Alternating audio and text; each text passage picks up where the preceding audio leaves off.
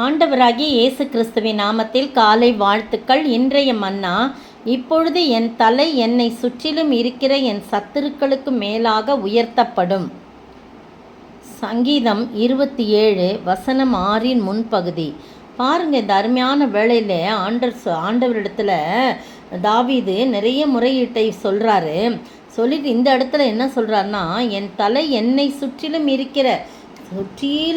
இருக்கிற சத்துருக்களுக்கு முன்பாக அந்த தலையை என்ன பண்ணுறாராம், உயர்த்துறான். சுற்றிலும் சத்துருக்கள் இருக்கிறாங்க, என் தலை என்னை சுற்றிலும் இருக்கிற, பார்த்தீங்களா, என்னுடைய தலையை என்னை சுற்றிலும் இருக்கிற சத்துருக்களுக்கு முன்பாக மேலாக, அவங்க எல்லாருக்கும் மேலாக என் தலை உயர்த்தப்படும் அப்படின்னு சொல்கிறார். எவ்வளோ ஆணித்தரமான காரியம் பார்த்தீங்களா. சங்கீதம் 23 பாருங்கள், 5 வசனம்.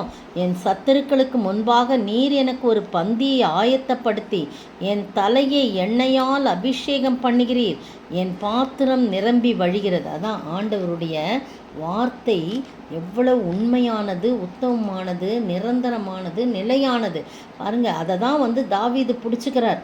பிடிச்சிட்டு சொல்கிறாரு, என் தலை எப்படி உயர்த்தப்படுமா, என்னை சுற்றிலும் இருக்கிற என் சத்துருக்களுக்கு மேலாக உயர்த்தப்படும். உயர்த்தினாரா? ஆமாம். ஆடு பின்னால் போய்கிட்டு இருந்த அவனை, காட்டில் அலைந்து கொண்டிருந்த அவனை, வியர்வையும் பலவிதமான சோர்வுகளும் சூழ்ந்த அவனை ஆண்டவர் என்ன பண்ணார், ஆடுகளின் மத்தியிலிருந்து தூக்கி கொண்டு வந்து அரசனாக உயர்த்தினார். அவருடைய தலையை உயர்த்தினார், அவருடைய சத்துருக்களுக்கு முன்பாக உயர்த்தினார். அண்ணன்மார்கள்லாம் இருக்கிறாங்க. அந்த பார்த்தீங்கன்னா சாமுவேல் தீர்க்கதரிசியை அனுப்புகிறாரு, போ ஈசாய் வீட்டுக்கு போ, அங்கே நான் காண்பிக்கிறவரை நீ அபிஷேகம் பண்ணு, ராஜாவை அபிஷேகம் பண்ணு, நான் தெரிந்து கொண்டவன் சொல்லிட்டு சொல்கிறார். உடனே சாமுவேல் தைல கொம்பிலே எல்லாவற்றையும் நிரப்பி கொண்டு வரார், தைலத்தை நிரப்பி கொண்டு வராரு. இவரான்னு வாட்ட சாட்டமாக இருக்கிறவர்களை பார்த்து, அவங்களாம் மிலிட்ரி ஆஃபீஸர்ஸ், ஒவ்வொரு பையனையாக காட்டுறாங்க. எல்லாம் முடிஞ்சு போகுது, 7 பேரையும் காட்டியாச்சு. இவ்வளவுதான் உன் குமாரரான் ஆண்டவர் சொல்கிறார். இவங்க யாருமே இல்லைன்றான். இவ்வளோதான் உன் குமாரரான். ஆமாம், என் குமாரோட தான் ஒருத்தன், ஆனால் இருக்கிறான், அவன் ஆடு மேய்ச்சிக்கிட்டு இருக்கான். உடனே அவனை போய் அழைப்பி, அவன் இங்கே வராமல் நான் உங்கள் வீட்டில் சாப்பிட மாட்டேன்னு சொல்கிறார். அப்போ அவன் அழைத்து வரப்படுறான். அவனை எல்லார் முன்னுக்கும் இருக்கிற வண்ணமாக, இவன் தான் ஆக்கும் இவனை அபிஷேகம் பண்ணுன்னு ஆண்டவர் சொல்கிறாரு. இருக்கிற வண்ணமாக தைல குப்பியில் உள்ள தைலத்தை அவன் தலைமேல் வார்த்து சகோதரர்களுக்கு முன்னாக ஆண்டவர் என்ன பண்ணார், அவனை உயர்த்தினார். அதான் என் தலையை என் சத்துருக்களுக்கு மேலாக நீ உயர்த்தினேன்னு சொல்லப்படுது. இது சத்துருக்களில் சகோதரன் மத்தியில் எல்லாருக்கும் பொறாமையாயிடுது. சத்துருக்கள்னால் அவனை போராடிக்கிட்டு வராங்க பார்த்தீங்களா, அவனுக்கு எதிராக அவனை கொலை செய்யும்படிலாம் வராங்க இல்லையா. அந்த சுற்றிலும் இருக்கிற சத்துருக்களுக்கு முன்பாக இவர் தலையை உயர்த்தி வைக்கிறார். பாருங்கள், 1 நாளாகமம் 14 அதிகாரம் 2 வசனம் பாருங்கள். கர்த்தர் தன்னை இஸ்ரவேலின் மேல் ராஜாவாக திடப்படுத்தி இஸ்ரவேல் என்னும் தம்முடைய ஜனத்தின் நிமித்தம் தன்னுடைய ராஜ்யத்தை மிகவும் உயர்த்தினார் என்று தாவீது அறிந்து கொண்டான்.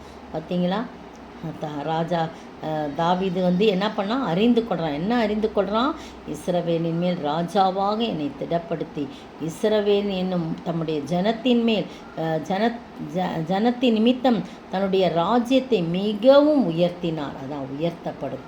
அருமையான வேளையிலே நீங்களும் நானும் என் மேய்ப்பராய் இயேசு இருக்கின்ற போது என் வாழ்விலே ஒன்றும் குறைவில்லை என்று சங்கீதக்காரன் சொல்லுவது போல நீங்களும் நானும் சொல்லும்போது சத்துருக்களுக்கு முன்பாக அவர் ஒரு பந்தியை ஆயத்தப்படுத்தி என்னுடைய தலையை எண்ணெயால் அபிஷேகம் பண்ணி ராஜாவாக உயர்த்துவார். இப்போதும் என் தலை என்னை சுற்றிலும் இருக்கிற என் சத்துருக்களுக்கு மேலாக உயர்த்தப்படும். எப்போது நாம் ஆண்டவரை மீட்பராக கொள்ளும்போது ராஜாவாய் கொள்ளும்போது எல்லாவற்றுக்கும் எல்லாம் அவர் தான் அப்படின்னு சொல்லி நம்ம ஆண்டவரை சார்ந்து இருக்கும்போது ஆண்டவர் நிச்சயமாய் நம்மை உயர்த்தக்கூடிய வல்லமையுடையராக இருக்கிறார்.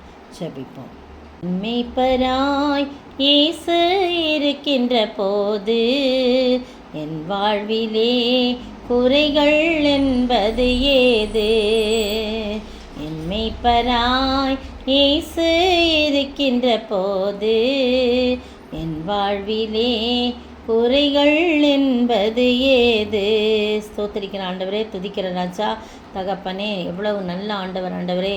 என் தலையை ஆண்டவரே சத்துருக்கள் சுற்றியில் இருக்கிற சத்துருக்களின் முன்பாக மேலாக அவர்களுக்கு மேலாக நீ உயர்த்துகிற ஆண்டவராயிருக்கு. எங்களுடைய வாழ்க்கையிலும் கூட நீர் அப்படி உயர்த்தி வச்சிருக்கிறீங்க. உயர்த்தி வச்சது உங்கள் கிருபை தான் ஆண்டவரே. எங்களிடத்திலே ஒன்றும் இல்லை ஆண்டவரே. தகப்பனே, நீர் ஆசீர்வதிங்க, காத்துக்கொள்ளுங்க, வழி நடத்துங்க. இயேசு கிறிஸ்துவின் விலையேற பெற்ற நாமத்திலே சூழ்ந்திருக்கும் சத்துருக்கள் மத்தியிலே எங்களை உயர்த்தி இருக்கிற கிருபைக்காக ஸ்தோத்திர பலிகளை இட்டு முடிக்கிறேன் பிதாவே. ஆமேன், ஆமேன். நேற்றைய பதில்: அவர்கள் என் ஜனத்தின் பாவத்தை தின்று அவர்களுடைய அக்கிரமத்தை போல் பசித்தாகமாய் இருக்கிறார்கள். ஓசியா 5:8. இன்றைய கேள்வி: எது அவர்களை எதில் எப்படி பிடிக்கும்? எது அவர்களை எதில் எப்படி பிடிக்கும்?